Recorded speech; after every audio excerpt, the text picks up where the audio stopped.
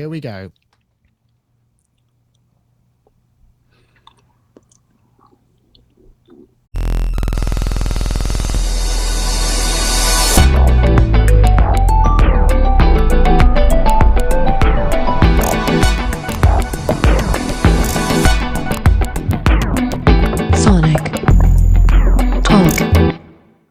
Hello and welcome to episode... Oh, that's you, Gaz. Hello, welcome to episode 413 of Sonic Talk, the music technology podcast. We talk about all things to do with software, electronic music instruments, all kinds of stuff. All the things that you would hope to have to do with music technology, the surrounding technologies, playing live, any kind of thing that you like. And you can subscribe to us via YouTube. Sonicstate is our YouTube channel. We thoroughly appreciate it. We did get over 100,000 recently. We got the play button to prove it, but so we've still got a little way to go to the next milestone, which I think is 1 million. So yeah, if there are 1 million people, potential Sonicstate fans out there, then subscribe like crazy. Anyway, want to say thank you to Isotope for providing the show prize this week. You'll be able to win a copy of Ozone 8. We'll get into that a little bit later. And I just want to say hello to our first and only guest. Oops, wrong button. Gaz Williams. Gaz Williams, bass player, producer, music technologist, nut eater. No, it's terrible. I'm still picking out the bits, so I apologise for that. How are you, Gaz?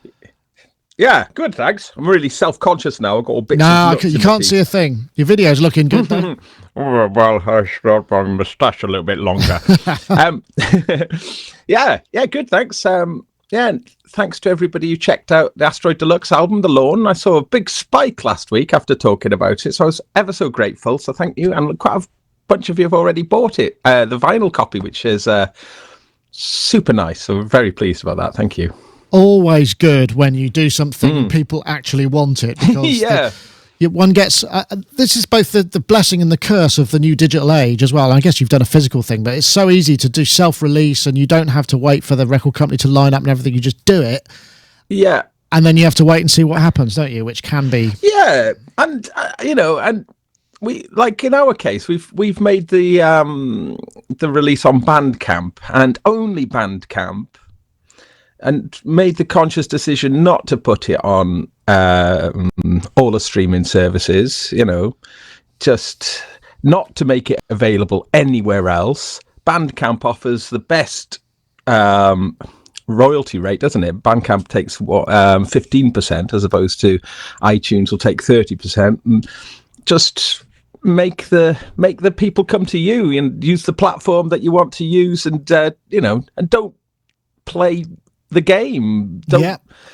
And I am making a bit of a statement against the streaming sites as well, a little bit, just sort of this sense of entitlement people have, and just sort of think, well, no, you can go to Bandcamp, check it out.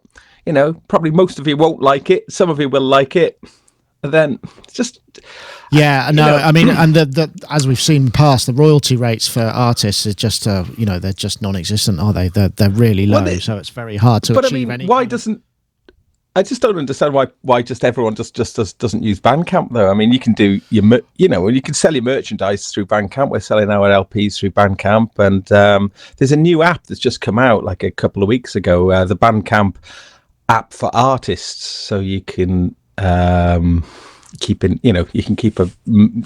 can look at all the different metrics and various bits and bobs, and from your phones and stuff, and it just occurred to me the other day. I was just thinking, what more does any musician need for getting the music out there? And it just seems to be the perfect solution. I don't understand why anyone would choose any other system, really. Yeah, no, I put my stuff up on there as well, and it's occasionally nice to you get notification someone spent another 75 pence. But the way the merch side of things works is quite interesting though as well. And I've only just discovered this from doing this particular release, and that's that any of the royalties paid are not the rates that you pay to Bandcamp through your sales of merch are just subtracted from future digital sales. That's how it, if that makes sense. That's how I think how they do it. Yeah, so it means, if you sell some vinyl, and then they don't take the royalty of that until someone has bought a download, and then they'll take what's owed from your next digital sale. Yeah, that's neat. Yeah. So, I mean, I was just going through we should get them as a sponsor, shouldn't we? They should be sponsoring this show, I reckon. Worth a try. But I mean, I know I'm going on a little bit about it because I've been immersing myself with it in the last few weeks, but it was just striking me as just that there is no better solution for musicians ever in the entirety of the music industry than Bandcamp. So yeah, I know. I would be wrong. I think it's a good system. I should also point out, not only have I got the Lyra 8, which is over there, that's the actual shot of it live. Hold on, I'll prove it to you.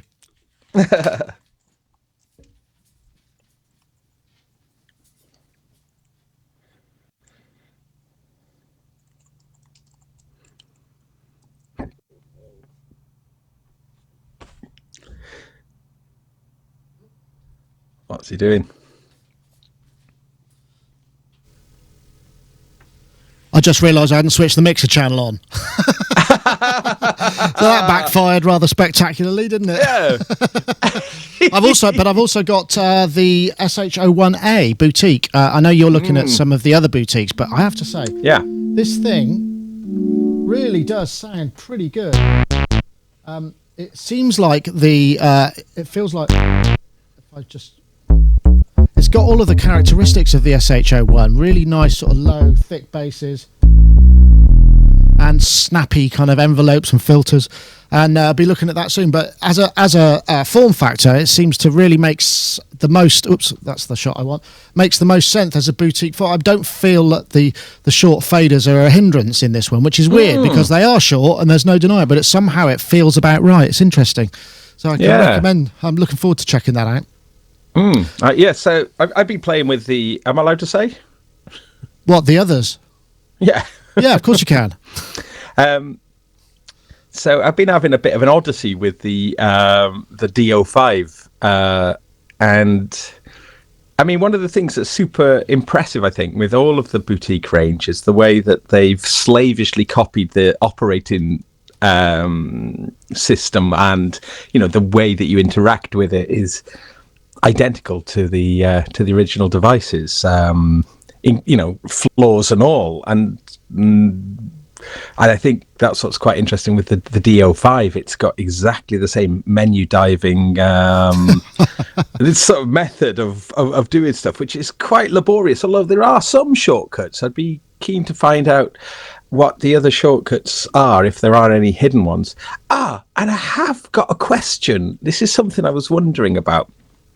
So on the D50, rather than there being an ADSR envelope, it's more like an ADSR. Yeah, so it was one of the first multi-stage envelopes, I think, if I remember correctly. So they called it the time variable envelope, and so you've got T1s to 5 for the different times of the different areas, and then you've got the levels for the different ones too.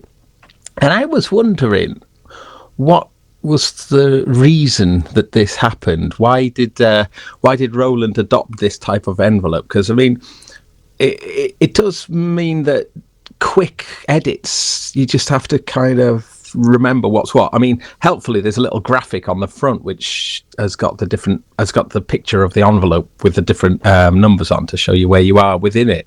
But I was just wondering what the logic behind that sort of, attack, decay, sustain, release. I think it was purely to give you kind of more control, so you could have envelopes, because usually, up until then, or most envelopes would just be a 2-phase while key on, whereas that way you can do a kind of have a second rise or a second level of phase, so you get more dynamic articulation, I suppose, is the kind of concept behind it. But I was wondering if it was something to do with the way that, because the D50 has got these like very small samples in there, hasn't it? The PCM samples, and when you're playing with some of the string, I play with some of the string parts. It just uses just the fronts, and I was wondering if that envelope was,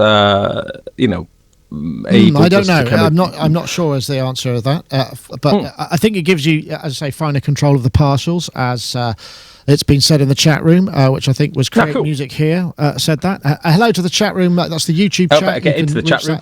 Sonicstate Live, and also we got our own IRC chat, which is sonicstate.com live. All the coordinates are there, so you should be able to find it if you just go to sonicstate.com live, and that gets you to where you need to go. So there's a few things, I suppose. I mean, did you get a chance? There was a certain release today which I know you were going to have a look at. I don't know. We could perhaps comment about it. Maybe we should start with that, because it's actually pretty big news, isn't it? What do you think? Yeah, good. I mean, we're talking about Cubase 9.5 dropped today. Yeah. I always let me hit a video first. I think I've got one here lined up. What number is it? I probably haven't actually. Welcome to Cubase Pro 9.5. This release sees Steinberg carry on with the tradition of adding features that are heavily requested by our many users. And as usual, we've thrown in a few Steinberg surprises, and we continue with the ongoing work to bring you streamlined workflow and greater performance. Let's go take a look. In Cubase Pro 9, we reconfigured the zones in the project window, making it easier for you to get access to important functionality. In 9.5, the control room has been implemented into the right zone. Now we can quickly give performers whatever they need during the recording process. You also have instant access to talkback and monitoring cues. Cubase 9 saw the introduction of the mix console in the lower zone. Now we've also got a meter tab in the right zone. You can produce with confidence in the project window with access to track metering in the lower zone and master and loudness metering in the right zone. Feedback from producers on the implementation of the sampler track in Cubase 9 has been phenomenal. But the word is, you want instant access to your external sounds. So we've given you a file browser button in the Media Bay tab. Now you can take your time searching for sounds and previewing them inside of the Media Bay. I won't play the whole thing, as I want to say. I expect someone will take a drink at me saying that, because it's quite long. But there are a lot of features. I mean, some of the highlights. I think the one of the big things is a 64-bit mix engine. So now their internal plugins are 64-bit ready. So I guess that could make quite a big overall difference. I mean, it's pretty much under the hood. You might not notice it so much unless you're producing stuff that is extremely dynamic and extremely detailed. But you've got that. You've also got this new automation and stuff. You've had a brief look about the place. What are you most excited about? Because you're a regular user, right? Yeah, I am, and I've been around, tried everything, and keep coming back to Cubase. And I've always really enjoyed these updates because they tend to always have workflow enhancements as well as, rather than just it being new content as such. There's always kind of workflow developments. So one of the things that I was quite keen to look at, I noticed it was also included in the new Endo update, is this offline processing aspect. Oh yeah, now. So you just kind of right click on a fragment of audio and process it in place, right? Yeah, and I mean that feature was kind of always there anyway, with the offline processing history, as it was called. So it's had a bit of a makeover really, and a slightly different name change, but essentially the features were there before. So I was very keen to look at that, but it still has the same problem that other one has, which is when you want to preview them. Yeah, when you want to preview the material, you've got a play button. Unless I'm missing something, you have to start the audio file from the start, and you can't skip to a little bit. So, which I was thinking, you see, that this was going to really increase the mastering capabilities of Cubase, because what we've seen in version 9 was a few things like being able to sort of bounce out individual regions, things that are useful in the mastering process. And I know that one of the things that's come in 9.5 are loads of sort of channel strip presets specifically aimed for mastering. So Cubase, Steinberg are definitely trying to sort of make Cubase maybe a little bit more mastering friendly. But as anyone knows, when you're mastering, you want to sort of jump around the file, the area, and see how the settings work in the different areas. But it seems like it's only restricted to just playing from the start again. And now I might be wrong about that. It's early days, but that was always the workflow hindrance of the previous application of that. So we'll have to see about that. But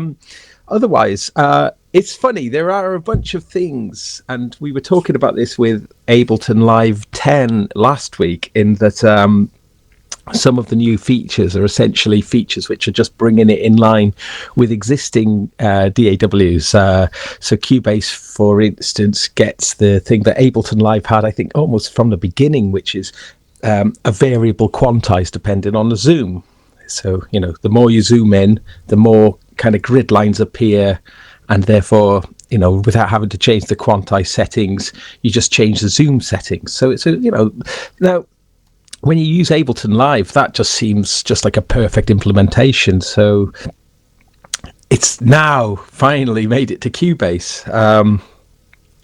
But these sort of developments, they don't seem particularly exciting. But from anything that makes the workflow that much smoother is, especially when, I sometimes spend like weeks on end in Cubase. So any workflow things, it might mean I might get a couple more days at my end of life, just from that zoom feature. Just if it all adds up, doesn't it? All these little time savings. Oh, I see. Do you think the amount of hours you could have saved by if that had been implemented earlier? Yeah. So thank you, Steinberg, for the few extra days. I'm going to live longer. The other thing that's in, I was thinking back to this. I use Cubase on Atari when it was just a MIDI sequencer, and that was released in 1989. So we're talking, what's that? That's 11. That's 20. That's 28 years that this DAWs. I can't think of many other DAWs that have been in existence this long. I don't even think Pro Tools has been that long, and that is an astonishing legacy, isn't it? And they dip, they ebb and flow, don't they? Because they were the innovators, then they tail back a bit, and then recently again they've started to kind of really innovate, particularly as you say into the area of workflow, right? Yes, and this also brings me on to another point, which is what we've been seeing now. I think we're in maybe the third iteration of this happening, that the 0.5 release is a paid for upgrade, and this is like a yearly upgrade now. So next year, around this time next year, I would expect Cubase 10 will come out, and then the following year 10.5. That seems to now be the pattern for the past few years, and this contrasts quite sort of significantly with Ableton Live, as we were mentioning. It was like 4.5 years before paid upgrades. So it's so people can be a little bit grumbly about paying for the 0.5 upgrade. If you choose not to do that and decide to go from, say, version 8 to version 9 or version 9 to version 10 and skip the 0.5 upgrade, you obviously get all of the 0.5 enhancements, but there's a slight difference in price, so it does work out cheaper to always maintain the upgrades on a yearly basis. So it sort of makes it a little bit like the subscription model, but unlike it's just a different way. Yeah, it seems like they need to get a certain amount of revenue every year just to keep them sort of turning over. But unlike the subscription model, though, if you choose not to keep paying for it, you still own the software. So I feel very uncomfortable about the subscription model getting everywhere. I would much rather this model that Steinberg are doing than a subscription model, personally. Yeah, and the same for Ableton as well. But anyway, it's available now. I'm not entirely sure what the upgrade pricing is. I was looking for it by Cubase. Let's see what it says here. Oh, it took a while to load. So let's just see what the Cubase Pro. So update from 9. What would that cost? 50 quid. That's not an excessive amount, is it, really? For no. Although 9 was a year ago, so I suppose 50 quid a year is still going to be cheaper than a subscription model. But yeah, available now. And we'll probably have a closer look at it at some point once, because we only just got it today, right? I literally got it like about 40 minutes ago. So, but yeah, there's a lot of interesting stuff there that definitely warrants a deeper look at it. Yeah, for sure. I always, I mean, on a side note, it always amazes me how companies that are releasing something like this, I mean, presumably it's a fairly decent download, how they actually manage to sort of provide all of that. I guess it must be just cloud storage and the infinite bandwidth of sort of stuff like storing things on Amazon, whatever. But I mean, back in the old days, it would have been, don't you remember when Spectrasonics announced version 2 of, what was the software? God. Omnisphere, it just, this whole site just went down. It was just like offline. And scaling for that sort of thing must be quite challenging, I'd imagine. But something for the IT consultants and perhaps IT talk rather than Sonic talk. Slight improvement though this year with Steinberg is that you download a little loader. So you install that little loader, and then it's like a sort of installation manager. That I think that might be new. And you can pause the download and things like that. So, that might negate some of the frustration of getting, I've had that before with some of these upgrades, you get and then it fails for whatever reason. So it can resume and just do it when yeah, that's a good idea. Yeah. That's a good idea.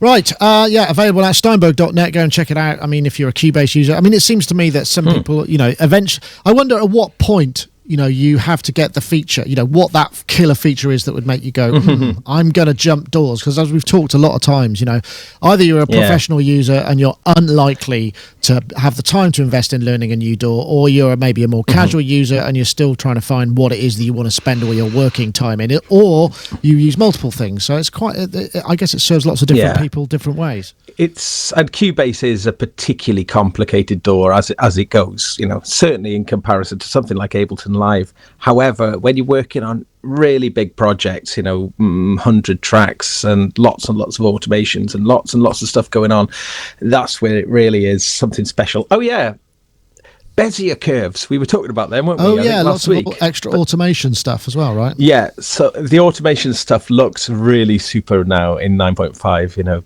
It was always a bit fiddly, having to click on the line sometimes would mean that you would make a little fader move that you didn't want, and now you just hover the mouse above it and then you can put all of those nice Bezier curves in as well. So again, something that maybe other DAWs have had, but actually I gotta say, in conjunction with some of the other more automation stuff that's already in Cubase, like being able to do automation trim, you can just sort of define a little region using the range control, and then you can just trim, just amplify the whole thing. That is so useful. Yeah, it's super. Yes, so useful, that kind of stuff. Right, let's get on to this. This is interesting. I don't know if you. Oh, was it this one? I'm not sure if it was this one. No, it's not this one. It's this one. No. I beg your pardon. This is Eternal. It's a new flanger by Sinevibes, which is called a barber pole flanger, which is like an optical illusion. It all goes in one direction continuously by the use of, I think it's 3 stereo flangers. I'm hearing some rotation on that, but some nice things in here, actually, I must say. If you're after that particularly psychedelic or bubbly or, airy vibe, this can do a number of the different ones. It's only, it's 20 euros, I think, or 20 bucks. It's pretty cheap. AU only, unfortunately. But it's interesting to see. It's interesting to see such a single kind of effect type plugin, because as we've seen, this got me thinking about another topic, which maybe we'll go. So, first of all, Gaz, got much need for flangers in your life? Yes. But actually, I mean, last week at the top of the show, I was talking to Rich Hilton about this Gentle Giant new version of the original material from 1970, and there's a tune that's got this. I think it's called Nothing at All from 1970, and it's got this ridiculous big drum solo in it that's just got this really bizarre avant-garde piano over it, and in surround sound it's kind of swooshing around your head. But the reason why I mention it is I think it was a Tony Visconti production, actually, and he's great. He does that flange, and it's like tape flanging, obviously where the effect is from, and putting this big drum solo through this, really kind of intense flange effect. And I was listening to it, thinking about how you could achieve a similar thing like today. And funny enough, when you posted this, I thought, you could probably do that with this. I don't know if it does surround or anything. I'm not sure if it does. Oh, no. Well, I mean, you could do that with your DAW, though, couldn't you? You could just pan. You could pan the affected sound around for those really important moments when you need to do surround sound panning of a drum solo. Which is flange. Occasionally. Lady Aptitude in the chat room says a shepherd tone flanger. Yeah, it's the same thing. It's the same principle. The kind of constantly ascending is the same principle. But what got me going about this, it wasn't necessarily this particular plugin, but it made me start thinking a little bit about, effects processing used to be a relatively simple affair, didn't it? If you had a mixer, you might have big reverb, short reverb, couple of delays. And now, obviously, with multi-effects and with plugins and what have you, it seems sort of looking almost for these effects to provide these sounds that are just harder to achieve, much in the same way that we do with synthesizer instruments, something that is a sound that is unique. And this level of complexity that we kind of looking for is very different in effects, and that seemed to be sort of quite gradual. I guess it's down to DSP, and people can do all sorts of crazy stuff with it. I mean, are you and quite often when we mention a plugin, it's usually do something really kind of fancy and really unusual. I mean, do you find that do you use, these complex kind of algorithmic plugins for effects processing, or do you still stick to the sort of basics and just make sure they sound really good, or both, presumably? Probably a bit of both, but I mean, maybe more these days, simpler and simpler. I mean, huge fan of the effects rack in Soundtoys 5. Speaking of Soundtoys, actually, that they're offering a free plate reverb at the moment until the 22nd of November. The downside is you need to have an iLock account, but you can have you can tie that iLock account. No, it can be a virtual one tied to your motherboard. That's it, little place. Sounds really good, apparently, this, yeah. Oh, God, I love it. I mean, I've used it on some stuff already, and I think it is amazing. It's free, but it's time limited. And as we mentioned as well in the past, when you get take advantage of these free offers from Soundtoys, it qualifies as a proper product in your account. So when they offer like discounts through to the big bundle, it counts as though as if you've already bought one. So it's an extra bonus. Right. Yeah, that's true. That's worth mentioning. But I mean, in terms of, I'm trying to think. The last plugin I probably bought was the apart from this actually, which was a free download. I bought the Valhalla Shimmer just because that's a thing that I like to do, and that does something unique and is kind of special. It's a combination of effects that you would have had to make, with multiple processes and feedback loops and all sorts of stuff, right? Well, again, the Soundtoys 5 one is great for that because you can feed the output of the rack back into the top, a little bit of it, to create your own sort of feedback loops within the software, and just like the kind of the phasey, is it called the Phase Mistress or something, that's in the Soundtoys bundle, really has that evocative sound. So I'd really recommend that actually for that, this type of it's quite complex but simple. The Soundtoys are it's totally recallable, isn't it? That's the thing. It's totally recallable.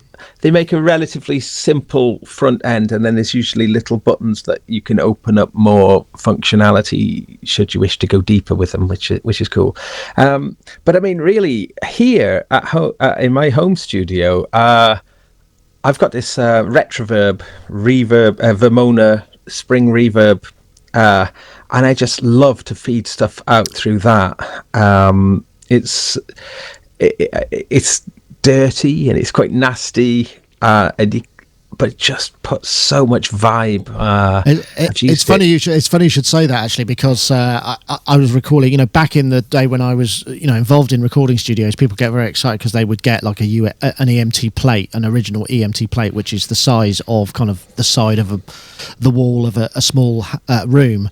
And I remember also when I was working at Goldfrapp, they've got an EMT plate as well, which, you have to have all these sort of, it's a 4-person lift, this massive piece of hardware. And those things still, people still go for that because it just gives you, it's the imperfection, I suppose, because the perfection is repeatable. When you've got an EMT plate, it probably sounds just only like the one you've got and not like anybody else's.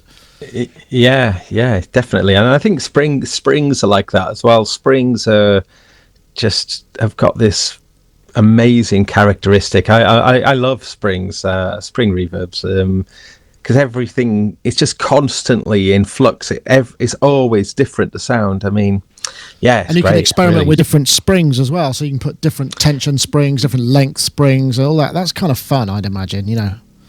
Yeah, I wonder whether I should hack mine to make different spring options available, because it is quite. I mean, they are quite noisy, springs are, but that's the thing about noise. I was thinking about this the other day, like when we were fighting noise, when we were working with tape, and there was just everything was noisy, and you're constantly battling noise.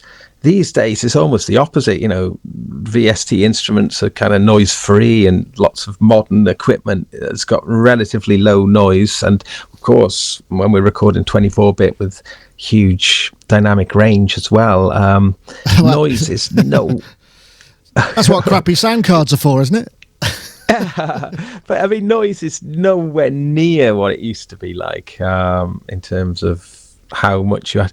So when you actually have a piece of equipment that is noisy, you've got quite a lot of it's unique in its own way, I suppose. Yeah, so the noise can be okay, and I'm sure everybody's discovered this as well, that sometimes when you get rid of the noise, it feels like a level of energy has been zapped out of the mix. It's sometimes it's interesting though, isn't it? Because I mean, noise is actually used in some constant. I mean, is it in dither that it's used? There's a dither noise. There's different frequencies are used to mask, and it can provide a level of glue across multiple frequencies that is something that you can't get any other way, I think. Anyway, but but there you go. So yeah, that's the. Let me just bring that back up again. That's the that's the Sinevibes Eternal. Started that conversation. I think it is. What does it say? Oh, it doesn't say how much it is there. Let's see. Buy now. Let's see. You get a demo version. Oh, that's Cleep Collection. Eternal is $29. So yeah, you need 10.6 or later. It's 32 or 64-bit audio units only at present. Okay, let's have a little word from our sponsors. We'll be getting onto the competition very shortly. So yeah, this is Isotope Ozone 8. If you haven't been exposed to this, brand new iteration of their classic. Well, I guess it's classic now. Mastering technology, all sorts of new features, really impressive. Master Assistant, which enables you to kind of give you a really advanced starting point, depending on what kind of program material you're working on. Lots of different ways of choosing, and it uses machine learning to kind of constantly build and adapt that particular pool of effects. Very, very interesting technology. Tonal balance control, that's something also very interesting, which gives you these kind of displays where the individual band shows you roughly the kind of frequency content range that they work within, and you can then tweak the mix and adjust things to kind of match it so that it will sound within that range. It's not a completely tight range, so you've got plenty of ways of manipulating that, and obviously that's to taste. You're also able to control external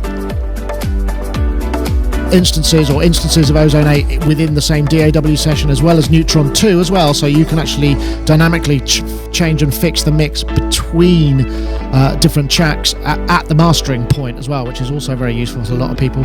I think the other thing is you can compare, I think it's up to 11 tracks or a folder full of tracks, so you can use in-app references, so you can switch and fade between different tracks that you might be trying to aim for that kind of sound. 10 references, there we go. Really powerful, lots of kind of real-world usable features that make the mastering and the tweaking process very, very intuitive. So if you want to check out Ozone 8, do check out Ozone at isotope.com/ozone, and you'll be able to check out the whole thing there. And we have, in fact, a competition. We asked you last week to tweet the hashtag final master in homage to some of our terrible naming conventions, and we have a winner. The winner is John P. Patton, and his Twitter handle is at jpattonphoto, all one word. So John, if you want to get in touch, Isotope will be able to bestow a full version of Ozone 8 onto your account. Just let us know and we'll put you in touch with them. We'll say thank you to them for providing the prize. And we've got another one to give away this week. You can win again Ozone 8, and this time we're looking for Mastering Master, which is the first word. I'm going for the obviously the doubles here quite a lot, so the hashtag Mastering Master, one word, and the hashtag Ozone 8 with the number 8 at Sonicstate and at Isotope Inc. If you put that in your tweet, as well as any other stuff, you've got 140 characters, and I know Isotope do monitor this stuff. They've got a big screen in their recreational area where all this stuff comes past, and they constantly, whenever we see them in person, they say, oh yeah, we do watch that, and it helps pump up the development team. So you might actually, by entering the competition, be helping speed up the motivation and development cycle of your favourite software. Who knows? So anyway, we thank Isotope for their continued sponsorship of the show, and don't forget, win Ozone 8 at your leisure. Right, here's another one. So this was the accidental video. This is the Ultimate Percussion K2X, which is something I'd never heard of. It's like a kind of Simmons type analog drum synthesizer, and this chap is called my name's Keith. Synthesizer Keith. I'll be doing some work on an Ultimate Percussion K2X drum module. The client that brought me this drum module also brought me the Simmons unit from a previous video, and just like the Simmons unit, this was manufactured in the UK, so I have to do a power supply conversion from 240 volts to 120 volts. But first, let's look at the front panel. Or not. But it's really interesting, this. One, I'd never heard of that particular item. It's completely passed me by. There's something about analog drums that is just really particularly good. But the other thing is Synthesizer Keith then goes on and he's opening up and he's sort of saying, here's what I'm doing. And it's really fascinating. I don't know what it is. It's quite captivating. Maybe it's just me, but it's actually really interesting watching people fix things and explain how they're doing it. Even though, I'm never going to need to do that in that particular instance because I've never seen one of those units or whatever. But there's a few things that this might spin off. First of all, analog drums, great news, right? I know you've got the the Vermona DRM. The Vermona DRM. Yeah. Are these really rare then, these things? Well, I haven't seen them. I don't know. I did find one on sale on eBay, which went. This was only the 5th of November, and it went for £400. So yeah, that seems quite expensive because my Simmons SDS 6 brain, which is analog, I think it's 6 or maybe 5. I think it's 6. I think I picked that whole kit up with a kit and everything for about £400. So yeah, I suppose you could say that was. If I just oh, look what I've just found. You're joking. Where the hell did that come from? Have you had that all this time? No, it's funny actually. A friend of mine. I don't believe that. Greg White, drummer who I often do a lot of stuff with. It's his, and he's told me about it for a while. It's this big green machine that he's got, but he showed it me for the first time last week. So when this came up as a topic, I just couldn't help it. I just nipped out to Greg's I just went and grabbed it off him. But trigger ins, I'm going to try it with the Beat Step. The Beat Step Pro should be perfect for this with the 8 trigger outs and the 8 trigger ins on this. The only problem I've got is I haven't got a huge amount of 1/4-inch jack to mini jack monos that you need. Yeah. So I've got 2. But so I think that something like this would almost be. Because you can't do. There's like no velocity on them, is there? No, I don't believe it. I'm not sure if they, because some Simmons had sort of it's a kind of a piezo trigger, so the trigger these are piezo triggers. Yeah, so therefore, you would get velocity, but you won't get velocity. You don't get velocity via the Beat Step. No, that's what I was getting confused. No, so it probably would do velocity. I'd check the sensitivity of those before you stick a 5-volt trigger in them. Oh, really? Well, actually, no. I was just thinking about it because I demoed. I think I demoed the BeatStep Pro, possibly with my Simmons brain, just to sort of show that it worked. And I think that worked okay, and it didn't break the Simmons. So maybe it will be fine. But I'm just thinking. So yeah, I think you'll be fine. But I certainly would not commit to that in writing in case I get sued by your drummer. But one of the big differences between this and, say, the Vermona is that each of the channels they're all identical, absolutely identical channels. So you've got 8, which is kind of cool in a way because you could have 8 bass drums. 8. Well, you could tune them, couldn't you? Well, I'm assuming this. I haven't plugged it in yet. But you could do quite decent melodic stuff with it, I think. I'm presuming if you get enough ring out of the tone out of them, I suppose. Yeah. Hold on. Can you hold up to the camera again? Because I'm just curious to see the. What do you want to? It looks like no. I was just. I can't really see that actually. To be honest, I tell you what it reminds me of. It's all right. I'm sure it's heavy. Don't overdo it. Don't hate to be dropped. It reminds me of one of those old cheap mixers that you used to be able to get in a SEC mixer. That's what I was. That's what it reminds me of too. And it's kind of thin. It's thin, it's like the thinness. a SEC. Yeah. Gosh, God, I remember chasing a SEC because they came in all different sizes, and I remember SEC made some quite big ones, so you could get a 24 input SEC or even a 32 with buses and stuff. I mean, they weren't the finest quality. They were very noisy, but it was a question. They were very affordable. I remember. SEC. So how much was that one of these that you saw for sale again? $399. Oh, I'll tell Greg that. Because he's no idea if they got any value at all. Yeah, quite fun. There we go. Look, SEC 882. SEC. Look at those. All of those. They were notoriously unreliable as well. They were. They were. That's the one I remember. Gosh, what's that one? There's one with blue, I remember. Yeah, that's a blue one, although it's very hard to tell because it's not a very big image.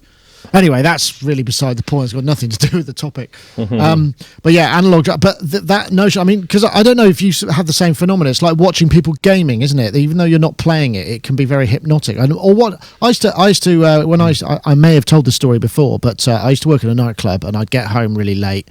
And I'd be quite hyper after doing the band and then packing up and then leaving. And sometimes a little bit inebriated or whatever. And I had a friend who lived in the basement who was a real nocturnal guy, a guy called Aaron. And he used to be coding the whole time.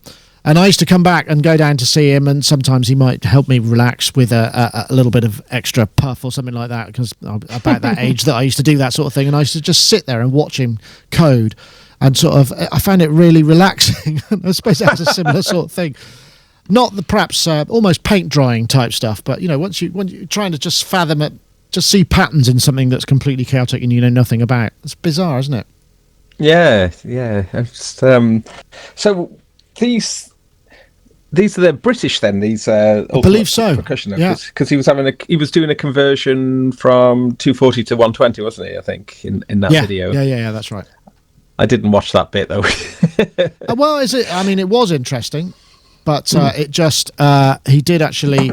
He was just sort of saying, "Oh, look, there is actually tracks in here," and all he had to do was move some pins over, and then he was talking about, well, these components are a bit big and they're scraping on the inside, so I've got some lower profile. It was just all. And also the other thing it made me realise is how much work goes into that kind of fix, because you just assume, one could easily assume that because gear is so cheap, that it's really easy to fix, or really easy and labour to fix it should be really cheap, but it's not. It actually takes quite a lot of skill into those things. Anyway, it was a bit of a aside. It's interesting because this week, we've obviously got Cubase 10. There's not all that much. We're in that dead spot between now and NAMM, where there's not an awful lot of hardware coming out for us to kind of gear over. Although, let's see, what else did we have? I like this one. Did you see this? This is the Endorphin.es Shuttle system. which actually is like a USB host. So there are similar things. You've got the expert sleeper stuff as well. But you can plug an external USB device into it and then map the MIDI controllers to one of. It's got 16 connections, I think, which I think are all outputs. And they've now got We're MPE. happy to release for you a firmware update for Shuttle control module. It is a significant update, and besides the small improvements, it received MPE support. MPE I don't know. stands for In my mind, the person, the lady who's doing this is the Endorphins model, who is extremely photogenic, and there's they put all these posters up on their booths and stuff, and she's got an amazing face actually, and so they use her in all their promo. There's no reason other than I think that she's the girlfriend of the guy who designs it, but she gives good photo, definitely. So in my mind, it's her doing the video. Maybe it's her who's a designer, though. I'm not sure, because I think I was at Super Booth and she was there as well, because Endorphins was showing, and she was sitting on her phone just looking extremely, extremely bored. So I'm not sure that she was. I mean, she may be, but anyway. But this is actually quite a big deal, because up to now it's quite difficult to utilize this MPE stuff into analog world. I mean, it can be done. I mean, there are ways, but this is yet another step that means it's actually more straightforward and more simple to do. And the idea of this USB host thing, and I think that's kind of, I think there's a lot of room for a growth here. I don't know what you think about that. Definitely. It's been one of my pet sort of peeves really for a long time, how slow the adoption of USB hosting has, especially with things like the Rolly and with the or the promise of MPE. I think one of the reasons why I was really attracted to the Touche is that it's got MIDI DIN and CV on there, so you're not having to. You're not stuck with a USB. I mean, I know this is MPE as well as USB hosting, but I mean, USB hosting should be standard now on a lot of kit, and it's still not. I wonder why that is. I wonder why that is, Gad. Do you think it's? I mean, because I'd imagine it's the difficulty of making sure that when you plug something into it, that it hooks up right, and because there must be an awful lot of code that has to go on and go, are you this, are you that, if you're this, do that, if you're that. I wonder what it is. I mean, sorry to interrupt. No, I'm sure it is. I'm sure it's complicated, but I reckon probably most of it is just code you can just import in, but I don't know anything about this, so all the developers out there just going, oh, if you only knew. RetroKits, the really groovy company that we've done some stuff with in the past, they've got some quite interesting solutions for hosting. And in fact, very cool, very, very cool is, and I'm just doing this myself actually, so in the next few days, looking for it. There is an image on the RetroKits website of a Raspberry Pi. Well, basically, it's like a Raspberry Pi image to turn a Raspberry Pi into a MIDI USB host. Okay. So Raspberry Pi. Well, that's going to cost you like 20 odd quid or something. You can plug a USB port into it. Yeah. You can. Yes. So then. It's a quite nice way of maybe integrating something like an OP1 or some other device that has only got USB ports on. That's what I'm going to mostly use it for, is just to bring my OP1 into my MIDI world without having to use a USB. Or rather using the USB connection, but just to turn it into. And in fact, in that case, that RetroKits thing works with their RK004, which is a very clever little MIDI USB device that it's a multi-port MIDI device. That's this guy. One of the things is, and this thing is brilliant. This as well, it's got the little mini jacks on there, so it can output sync pulse. But if you don't want to use those mini jacks as a sync pulse, it's actually got a very basic pulse width modulatable synth inside it that's called the Bat Synth. Excellent. After yours truly. But that little box is really useful, though, because it auto senses whether it's a MIDI in or a MIDI out. So you can just literally put it into your system, plug everything up, and it'll just route MIDI automatically. I mean, you can configure it if you want more control, but so essentially you could use it as a, if you want to feed multiple ins into, if you've got a bunch of keyboards or whatever, and feeding it into one place, or taking one input, so it'll merge, or it'll split, or it'll route. Yeah. And I think it'll also do, input 1 to inputs 2 and 3, and input 2 to outputs 3. That sort of stuff as well, right? Yes. Yeah, and that's very useful. Yeah, and then there's just a little jumper USB cable that you connect it to a Raspberry Pi. In fact, there's a little slot at the bottom of it that'll host a Raspberry Pi Zero that you can run that software on again. So actually have it all mounted into the same unit as well. So yeah, just well worth checking out if you've got sort of peculiar MIDI requirements. It's a clever little. It's interesting though. I mean, a couple of people have said in the chat room actually that one of the problems about using MPE is to record it and then have it play back. It's just such a nightmare because you're editing all these kind of different streams of MIDI. Someone needs to come up with a plugin that makes the editing of MIDI streams per note much more simple, so you can just look at it and go, right, this is this note, and these are the... So you have slider values for each note, all that kind of stuff. Cubase has got that, though. It's had that for a few iterations now, where you just can click on an individual MIDI note, and it'll pop open a window, and so it works very, very well for MPE devices, because it means that rather than having all these lanes and it being very confusing, it's per note expression. So it's literally can click on a note and have this window open. So I think, yeah. Oh yeah. I mean, I think they've really got that side of things down. But I think the others could do with catching up with that a little bit, really. Apparently, Lady Aptitude just said that Bitwig that they're going to be announcing an MPE standard. MIDI are going to be announcing an MPE standard at NAMM 2018. That's definitely one to watch. That's a top tip. So that could be very useful.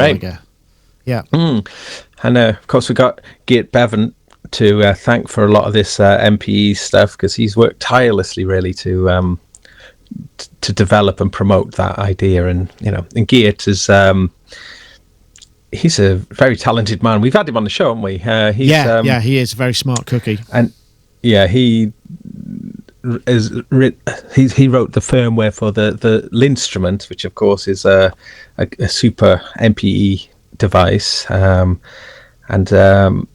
also he's done the Moog Model 15 and various other bits and bobs.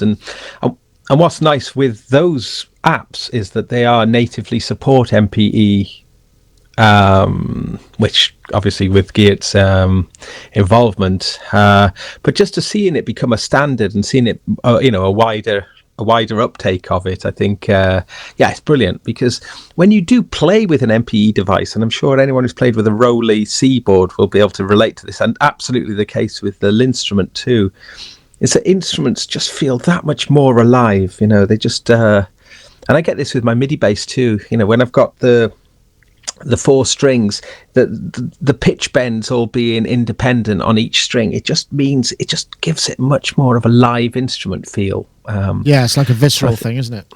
Yeah, absolutely. Yeah. I keep forgetting to do this, but I really should plug our own instrument as well. Wave Junction Max for Live synth, which now that we've got deeper integration, or will have soon with Ableton Live, will be even more interesting. So this is Wave Junction. It's got a couple of oscillators, 3 multi-mode filters you can run in series or parallel, plus 2 in parallel and 1 on the output, 12 slot modulation matrix, 5 envelopes, 5 LFOs, up to 4 voice paraphony, and it's capable of some great sounds. We've got wavetable synthesis, we've got all these different sort of modes for the oscillators. All of this stuff that you're hearing now is actually just done in the in Wave Junction, obviously, apart from the drums. If you want to get one, you need Ableton Live. bit.ly/Wave Junction will get you to a 10% discount. You can use the code WJTalk17. So 10% off, so I know it's an extra couple of quid, but it's only 20 quid, so it's not exactly going to break the bank. But if you are into Ableton Live, you've got Max for Live, do check it out, because it really does kind of give you that kind of whole instrument thing. Anyway, just wanted to plug that too. Available now. Anyway, right, what else have we got? We got a few more. Any of the remaining ones are ones that you would particularly like to talk about, Gaz? Because we've got a couple here that we haven't got to. Sorry. The list. Let's just have a look at the list. What do you think about the modular effects? Is that something that's of interest? It is interesting. Can you do it as like a standalone or?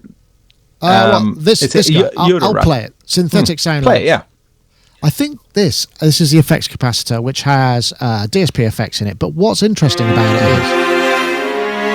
is this is actually a 5U, so it's even more unlikely to be, you're less likely to have a case for it.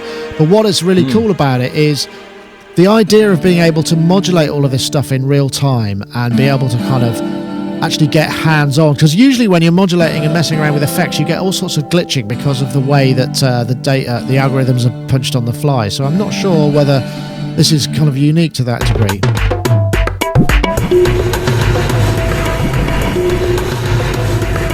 Oh yeah. I'm not sure that the algorithms are especially, unique, but it's just the fact that you can, the ability to tweak it so much in real time is what I really like. And how much can you patch it with? You can patch. There's a lot of inputs on there, is there as well for control? Let me just go and grab that. That's Synthetic Sound Labs. Hold on, you've caught me a bit unawares there, because I don't think I have the page. For some reason I didn't think we'd ever get to it, but it's been on the list for a while, and we've always had more to talk about than Synthetic Sound Labs. Let's have a look here. So, Synthetic Sound Labs, that's the effects capacitor, model 1350. So, what's it got? It's got, we've got signal in, CV, A, B, and C. So, we've got A, B, and C, different feedback loops, and then I think, and then we've got the ability to modulate those particular parameters, which I'm guessing you must... They must be parameters. I'm not sure what they exactly are, so that's difficult for me to answer that. 399 as 5U. I'm guessing it'd be fairly easy for them to put that into just a direct Eurorack format as well at some point in the future. And also, then you could, because I really like the idea, and I think there's room for these kind of single, because I've got this clouds, the brilliant Sonic Talk 500. Commemorative clouds thing. I love to put that in just a little kind of standalone box, so it's its own thing, rather than have to pull out the entire modular and stick it in the. That's what I kind of like. I like the idea of having it as a single purpose. I mean, kind of a bit like what Coma have done with the Field Kit, and more recently, what was the other thing that they did, which was the effects, Field Kit effects. So you've just got this little self-contained, modulatable kind of effects thing. I think it's a really good idea.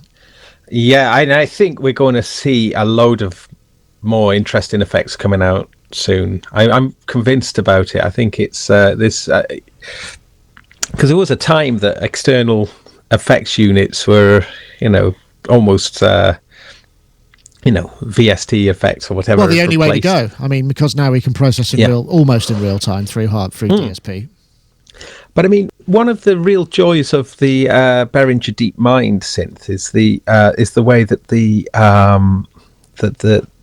effects are integratable into the synth engine, so you can, run the LFOs. You can do all sorts of stuff with the effects, with the patchability of it, and just integrating effects within that sort of synthesizer. Yeah, that's true.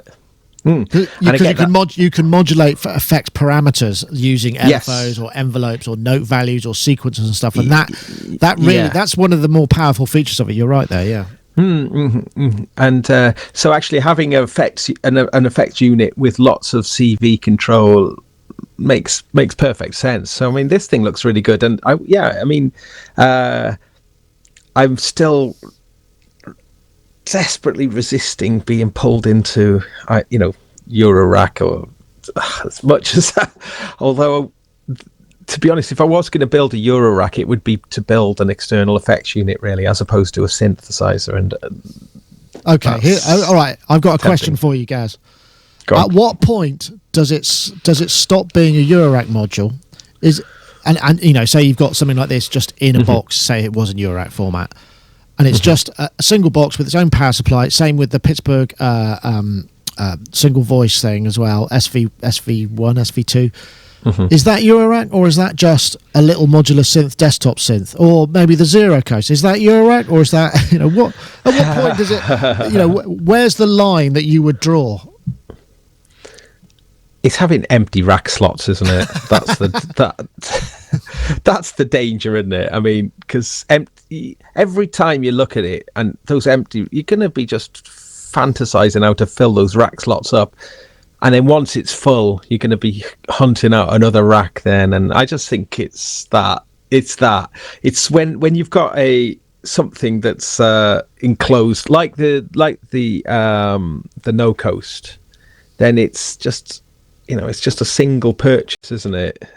Even though that's true. I see what you mean. Well, because you could argue that the Volcas and all of the other little things that you have are essentially similar in concept, but they just don't happen to fit in a rack system, right? Yes. So I mean, I think it's just more for my mental health, really. I think I think I get insanely excited about pieces of kit and stuff, and and modding my system. It just feels like Eurorack. I would just explode. I think it would just be too much to comprehend. And but I mean, that's just me. But I can see the point. I can see a point where Eurorack essentially becomes a term like MIDI. You get a MIDI module, you get a Eurorack module, and it represents the busing between the various parts. They don't have to be physically in the same place, so you just end up with a Eurorack, because you end up with these lots of little desktop synths coming out. I mean, even the Endorphin Shuttle system, I forget what Ed did a great review of it, which also has that the Endorphin Shuttle actual USB controller as part of it, but it also has a voice, and that's a self-contained. It comes in a little sort of I don't know what they call them, boat, or so it's self-contained. You can't put anything else in it. I suppose you could take things out and put other things in it, and that's the danger, I suppose, isn't it? If it's not user serviceable in any way, maybe that's the condition that it needs to fulfill the criteria, right? But I mean, I have eyed up things like the Dreadbox have been offering. I don't know if they still are, but they were offering some. Oh no! Rack units where it's like Eurorack, but fully, like a fully populated Eurorack system. I can't remember what they were called, but they had a few. I don't know if they're still doing them. Where all of the slots are filled, so they are, so essentially that is a one-off purchase. But yeah. I nearly did it years ago, because in Bristol there's a funny little synth shop called Emis that's been here for years and years and years. The legendary Andrew Emis, yes. And it's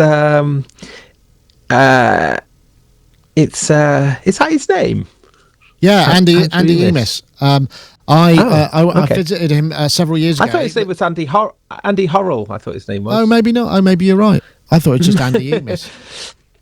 But Emis is funny in that it was really the first place, I don't know, in Britain, possibly in Britain. It's the first dope for dealer, for sure. Yeah. Dope for dealer, yeah, it's dope for. And they've been running a modular club for years there. And they would have like little Christmas get-togethers and make Christmas carols on their synths and stuff. That's a really nice idea. But I mean, that was like in the time when nowhere else was doing it, and he's still in business, still got his little shop. It's an old school. I think we've talked about it before, because upstairs at Emis is just the most astonishing collection of synthesizers he's got up there. He's got a little synth museum there that's really, really impressive. But yeah, that little synth club, I don't know if they still do it, but if you remember, you get cheaper you can buy cheaper modules if you're a member of the little club there. Oh yeah, that's right. Hold on, here we go. Look, 20 years of representing Dope for Product. This is such a cracking 1990s website, DTP. It's like going back in time, but like going to the shop is the same. It's like, it really, for it being like synths, it really does feel quite retro. That's awesome. Synth repair effects used. Oh, let's have a look. That's the used stuff. They got a lot of used stuff. Wow, look at that. All of that 90s rack stuff that you just 75 quid Proteus 1. Roland D110, 75 quid for a D110. That is wow. Hold on a minute. This is dangerous. Whoa. What else have we got here? Oh my lord. These are Moog Mother 32. That's a used one. Gosh, that is some people. Oh god, I keep looking now. Let's see what else has he got. I mean, it's always good fun to Kawai visit K1 Mark II, £149. Good lord. Micro preset, 249. What? That's what I started on. One of those. I rented it from. They're cool, those things. I rented that. That is what I rented one of those from my local music shop. I mean, it sounded dreadful, but has it got rhythms? Has it got rhythms in it? Has it got rhythms? I can't tell what that is. No, that's like a edit matrix. Good lord, 149 quid. I might have to go and buy that. 149. Yeah, I think that's what it says. Oh no, 249. That's still not bad. Yeah. Oh, has he got more than one? Pretty good. Oh my. Anyway, I'm getting well distracted there. Yeah. Okay. Right. Yeah. Anyway, Gaz, I think we've probably really reached the end of our potential here today. But I want to say thank you for being game, for being the only other dude on the show. No, it's grand. It's a pleasure. And I just want to plug, I've got a new video that I've just put up on my Gaz Williams YouTube channel. That's it's all about my new album, The Lawn. So and that's the last I'll mention of it now. Hold on, I'm going to see if I can find it now. Oh, banging on and on about it. I made a little micro version of the album as well, where I've made it like short little pieces. So if you want to have a little overview of it. Okay, I will check. I'm just sort of... I haven't got time. I haven't got the bandwidth to get the search box right. But yeah, that's all right. Search Gaz Williams on YouTube. You'll be able to find it very easily. For sure. Please do. Yeah, that's cool. Because we've got these... where is it? Oh, here. Ta-da! So that's our vinyl, but we've just got these a special edition. They've got nice little inserts, and they've got little is that a cracked phone screen on the front? Nearly. So what happened here, Andy the guitarist, who's also the designer, he dropped his AC30 onto his MacBook Pro, and he destroyed his MacBook Pro, and the job he was doing at the time was coming up with a design for the album cover. So he had the wherewithal to take a photo of the MacBook Pro screen just before it died, and this is just the MacBook Pro screen, and these weird lines were just some sort of strange pixels. It all stopped doing that after a while, so that's just awesome. straight. And then the album's called The Lawn, and the next day he was driving through Devizes, and he just passed a house that was called The Lawn, and that's actually a photograph of the house name. Wow, The Lawn. Wow. Okay, that is a concept worthy of a concept album, right? Yeah. And it's just that, like, instead of it taking ages to design it just came out of like two sort of random incidents, really. But I think that's quite a cool cover, really, isn't it? Looks I like nice. that. That's good. Yeah. All right, guys, thank you very much. Thank you, everybody, for watching. Don't forget, if you want to enter the Isotope competition, I will show you the details right now. What you got to do is, using Twitter, you tweet the hashtag MasteringMaster, the hashtag Ozone8 with the letter 8, to @Sonicstate and @Isotope Inc., and that will get you entered into the competition. Stay tuned. We will be having, first of all, I'm going to do, at some point in the near future, a review of the SH01A, which I have to say I do think is a great format for the boutique. And also, I've just finished the review of the mad Russian synth, which is the Lyra 8 organismic synthesizer, which I think is awesome. I can't wait to see that review. I am. Well, it's ready. I actually played it at the beginning of the show before we were actually live. So just as you came on, it was the tail end of what that was, which was I will. It will be out there soon. Anyway, that's it. Thank you very much for watching. We'll see you next time. Take care.